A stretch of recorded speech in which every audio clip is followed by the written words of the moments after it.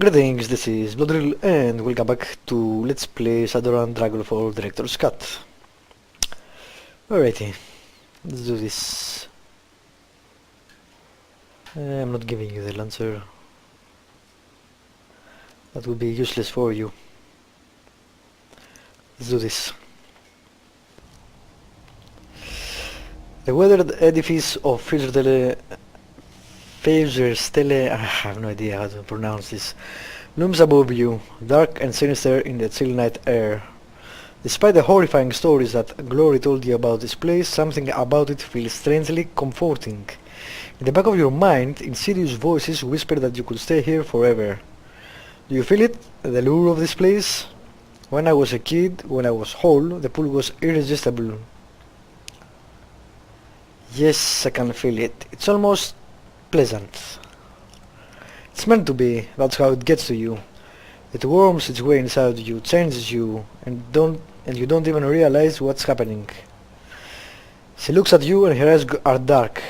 When she speaks again, her voice is quiet but steady. We are going to see some terrible things here, Phoenix. Right, are you sure you are prepared for this? I'm ready. I'm as ready as I'm gonna be. Good. You wanna compare notes? Make sure that we're both on the same page. We save the street kids and runaways that are living here. We take them away from this place before Haru can turn them into monsters. We keep them from following in my footsteps. This is your run, Glory. I'm just here to help you see it through. So what do we do first? Haru keeps a shrine in the compound. It's the key to his control over the cultists. We're going to purify the shrine and break that control. And then we're going to lead those kids out of here. Tell me more about the shrine. It's a lamp of rock about as tall as I am, inscribed with runes and encrusted with bone. Its power comes from an entity that Haru bound into the stone. Something very old and very dangerous, a toxic spirit. In many ways, it is the heart of this place. The voices that you can hear whispering in the back of your mind, those are the spirit voices. It saps the will of anyone who sets foot on these grounds. We can't save those kids until the shrine is dealt with. They'll fight us if we try. Okay? How do we purify? When the time comes, I'll conduct the ritual. But before I can do that, we're going to have to face the spirit on its own terms. And that's going to be dangerous. Why attempt to purify the spirit at all? Why not just kill it? The spirit has its fingers in the minds and auras of every kid in that compound. If we kill it, those kids will get hurt. Okay? Cool. If the shrine controls the people here, then how do you have anything to feel guilty about? Nothing that you did under Haru was really your fault. Her face flashes red and she breaks eye contact with you. I wish that were true, but it isn't. Back before I ran away, Fazerstelle was nothing more than a cult of personality that revolved around Haru. He didn't need magical help to keep us here. We loved him and we believed in his message. He created the shrine as an insurance policy. And you think that something has changed and that he started abusing the shrine's power. Yeah, and I think that my escape was the cause of that change. I know Haru. When I ran, I bruised his ego. His charisma and charm had failed him, and my disappearance rubbed his nose in that failure.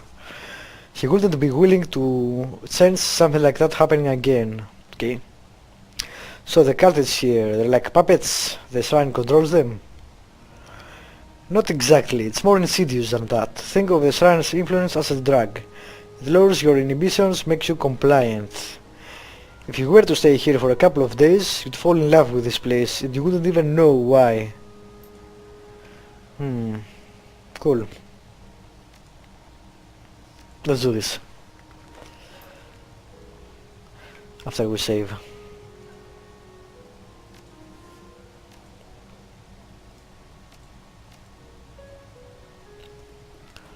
It's a nice looking place.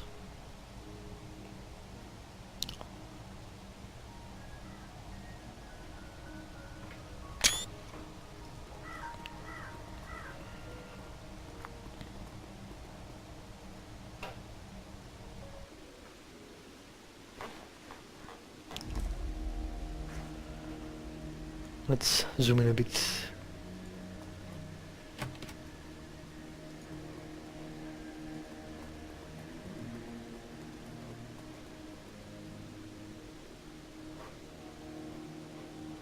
Oh, it's a big place. Do I want to explore? If the kids are controlled, probably not. The doorway shimmers with a faint red light. As you approach the door, you can feel a screaming sensation in the back of your skull. Your limbs begin to tingle, then they feel heavy. The closer that you get to the doorway, the more of a struggle it is to continue moving forward. It feels as though the strength is being siphoned from your body. Willpower 6. Fight through it. You grit your teeth and lean forward, forcing your heavy limbs to move through sheer force of will. As you near the doorknob, it begins to glow red. Cracking sparks leap from the glowing brass, and the crisp smell of ozone fills the air. Reach for the doorknob. You wrestle an arm up from where it hangs from your side and reach for the sparkling doorknob. A moment later, you feel a cold metal hand grasp your shoulder. Glory. She speaks a single word. Don't. Step back. As you step away from the door, the crawling sensation gradually recedes. A moment later, the strength returns to your limbs. The shrine room is through here, but this barrier wasn't here before. Haru must have warded the doorway after a run. How do we get through? The ward is like a lock. There must be a key. Back when I helped Haru run this place, he and I were the only ones allowed in the shrine room. So we'll look for whoever has taken my place, probably your friend. It'll be a girl. Haru will never take a male as his second. He wouldn't won the competition, and her hair will be fire red. It's a sort of insignia of rank within the cult. Okay. I wonder what happened, what would have happened if I had actually touched it. We'll never know, I guess. You can hear a distant murmuring sound coming from inside the room. Voices. 3, maybe 4 people are talking amongst themselves. One of the voices sounds desperate. You heard the tone before. It's the sound of a man pleading for his life. We should keep moving. Whatever's going on in there, we don't want to get involved. Getting involved is the entire reason why we came here. Yes, it is, but the cultists in there have been brainwashed by Haru. Whatever they're doing there, it isn't happening on their own accord. After we have purified the shrine, then we can intervene. But if we go in there now, they're going to attack us and we're going to have to kill them. Alright, Glory.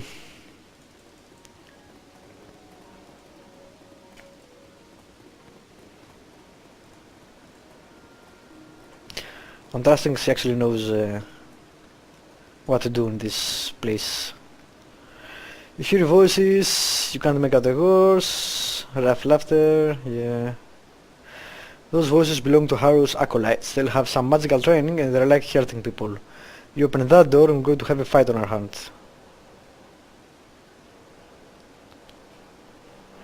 We're looking for a key to get past the warded door. Could the girl who has it be in there? Yes, it's a definite possibility.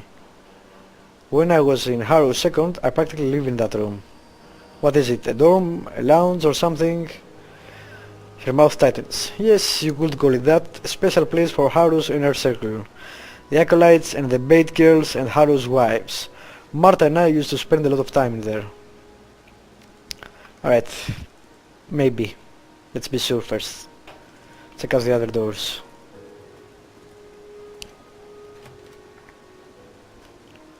That's a garage with a van.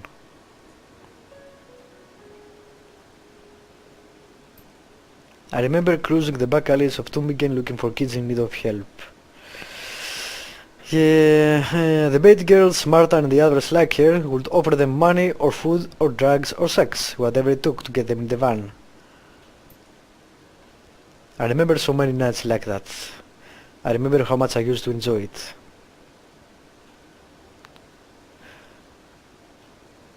Coming back here shows integrity, Glory. Most runners that I know wouldn't have done what you are doing tonight. Left to my own devices, I probably wouldn't have. You pushed me to do this, to find some semblance of redemption. I owe you for that. You don't owe me anything. Tell yourself what you like. We both know the truth. Come on, let's keep moving.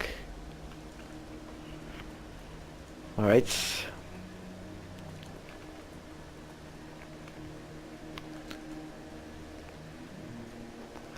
This is the Initiate's dormitory. The new arrivals are brought here.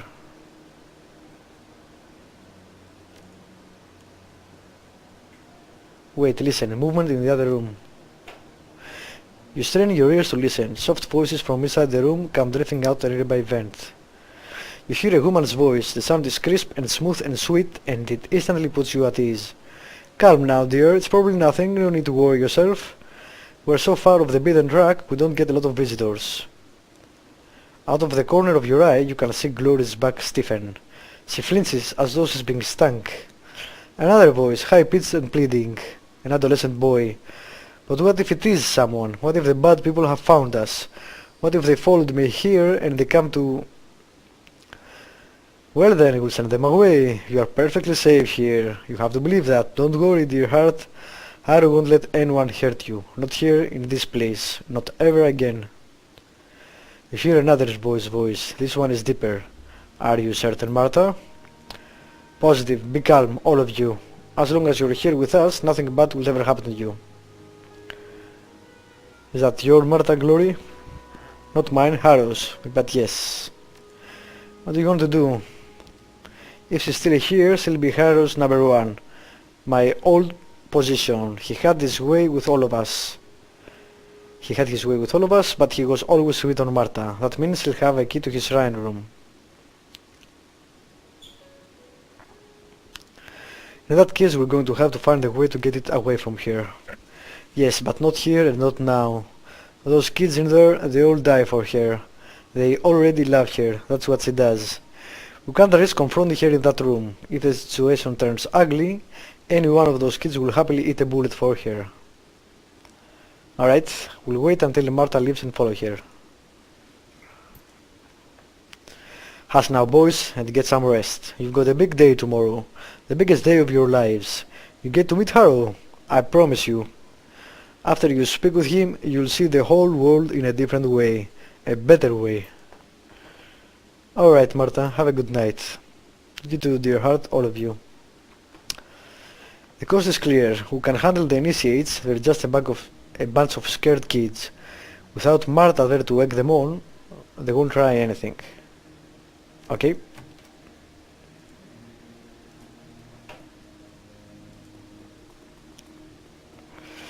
The initiate closes the door, whips his head up to look at you. He takes a stutter step backwards in alarm, and then opens his mouth to cry for help. God damn it. You don't want to do that. Glory looks deep in the initiate eyes, transfixing him. We're not here to hurt you. Don't bother calling, we're just going there to have a word with her. Yeah, okay, you do that. Why does he have a dialogue? I'm not sure, let's say him first.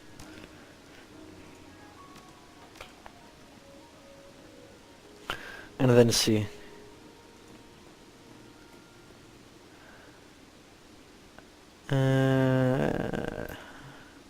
You used to live here, didn't you? I've seen your picture before. Really? I think so. I didn't look at it long. It was in a room that I wasn't supposed to be in. But I'm pretty sure it was you. It probably was. You're right. I did live here a long time ago.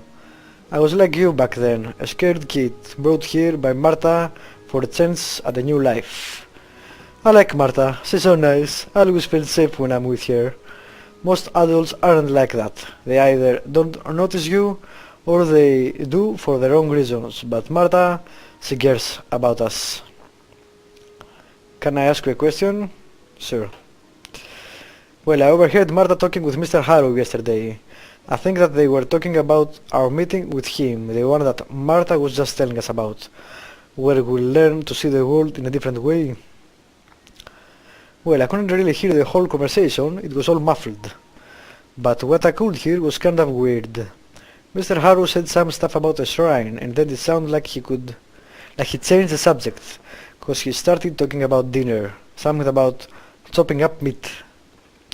Well, Martha got really upset, or real upset.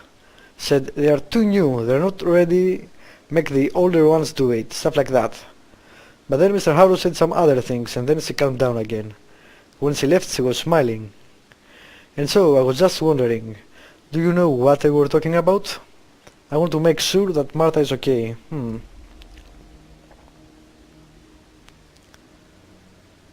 I'm not sure, but let's tell Glory to answer that.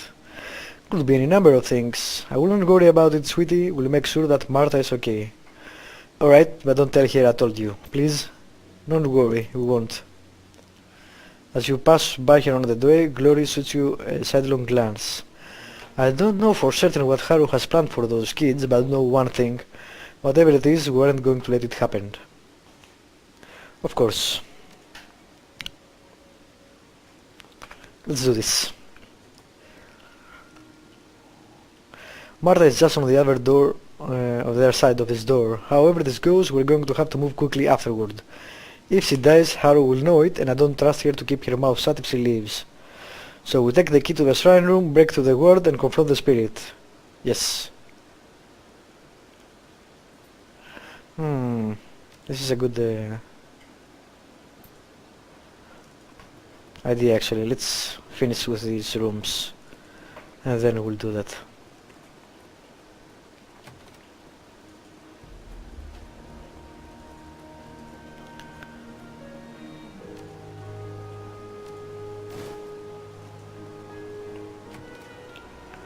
One of the biggest changes I'm hoping to see is an actual inventory system for every member of your party to the new game.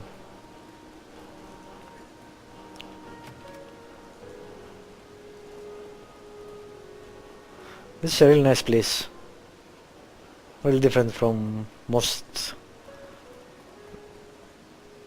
areas we have visited. As you open the refrigerator door, a whiff of ammonia sticks in your nostrils. The fridge is stacked full of plastic bins, all tightly sealed and neatly labeled. It's hard to tell through the opaque plastic, but they appear to be full of meat. Oh great, they are cannibals.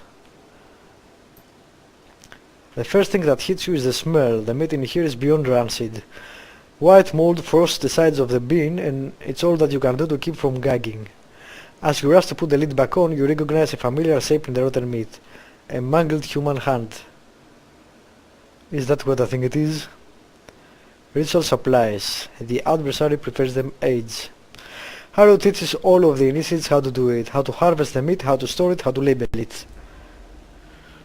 Okay, I think we just figured out what Haru is going to make those initiates do tomorrow. I think you are right. And that means that things have changed around here over the past few years. How so? That girl back there. She said that she'll only be here for a week. Back when I lived here, Haru would never have let such a fresh convert prepare a sacrifice. He'd wait until she was in so deep, until she felt so indebted to him that she couldn't turn tail and run. Well, he actually has a magic shrine, so now why bother? Do you think it's a shrine? Can he be using it to brainwash the initiates at an accelerated rate? That's what I'm thinking. Haru's getting lazy, letting his captive spirit do the heavy lifting for him. So, what does this mean for us? I'm still working on that, but I don't think that the shrine is just a tool for Haru anymore. I think that he relies on it, he's using it as a crutch. She cocks her head slightly, a thoughtful expression on her face. I think that he let himself become dependent on the damn thing. There is one thing that I know for certain. That girl isn't going to have to do this. Not ever. On that we are agreed. Let's go talk to Martha. I'm sure we have both a lot to say. And we'll say them all in the next episode, I guess. But first I want to check this door. It's the last door. And it's his room.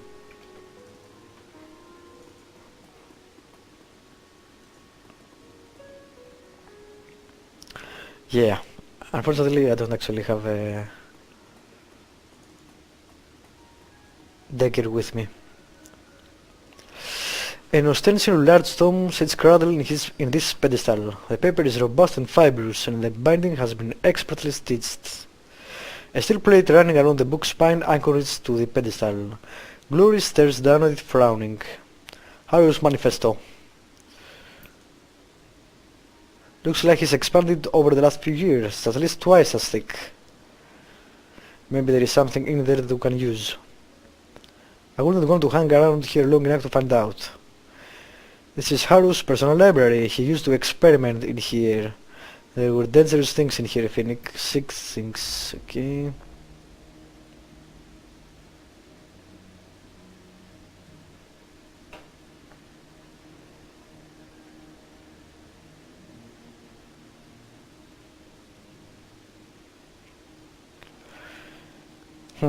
Alright, let's leave then.